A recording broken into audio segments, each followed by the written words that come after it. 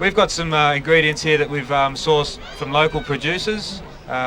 Today's first recipe is going to be a zucchini burger, which is just really simple. We've got some zucchinis from a grower who couldn't sell these to the market because it's a little bit bent and it's a little bit marked. It's not necessarily suitable for the big supermarket chains, so they say throw them away and they're no good to us. We only want the perfect ones. So a bit of a obligation for us as a community to recognise that these beautiful vegetables are probably better for us because they've been picked closer to the time that they were ready, and they haven't gone into cold storage and been trucked around all over the country just to get to our supermarket stores. So their nutrition value is far better.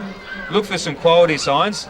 Forget about the blemishes, but the green tops on the zucchini and the water coming out of the top that it's just been picked is really helpful tips to know that your vegetable's got lots of nutrition in it. If we don't eat these, they'll get thrown away, and we're wasting all that valuable water, resources and energy. So it's very important that we as a community start using this stuff, and I'm going to show you today it's going to taste like a zucchini and probably going to be better for us. Our zucchini, beautifully grated, has been grated but also squeezed out. I'll just show you the amount of water that's come out of there, so that's important that doesn't become part of that hamburger mix, otherwise it'll go a bit too sloppy on the barbecue. So we've had it straining and we've squeezed out all the liquid possible, and from there we can start making our zucchini burgers.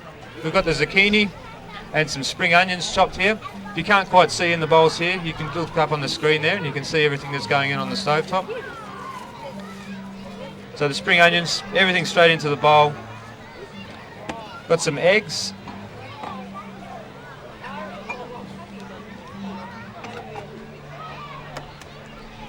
So the eggs are just whole eggs, so they're going to go straight in there.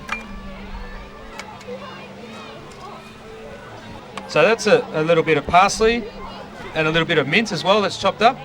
So those herbs are going to go in there as well. Beautiful flavours and really simple.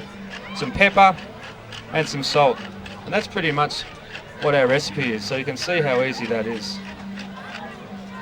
It's important to give it a fair whack of that pepper and salt. The salt that I'm using is actually the Murray River salt flakes. It's available everywhere all around the country, and I know that's being exported overseas as well. We've got it here in our backyard. We should be using it, shouldn't we? Here is some breadcrumbs. Now you can use whatever bread you like, but we've had some bread that we baked ourselves and we've just whisked it all up. So again, a bit freehand in there. That's going to take up some of the moisture that's in there. So I'm not going to use it all, but we'll try that. We'll see how wet it is. So now just chop up those eggs a little bit.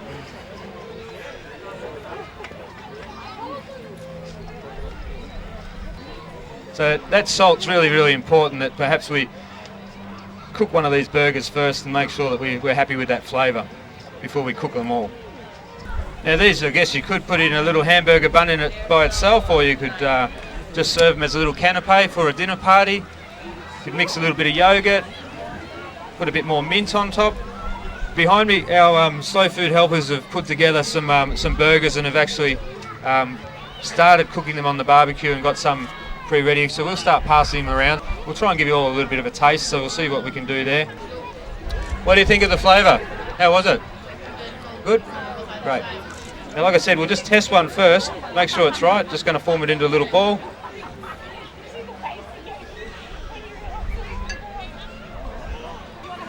A little bit of oil on the barbecue. We're using extra virgin olive oil. Another local product, perfect. Boundary Bend Estate for this one.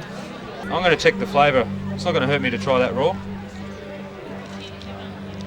That's fine, perfect. Alright, so a bit more bread.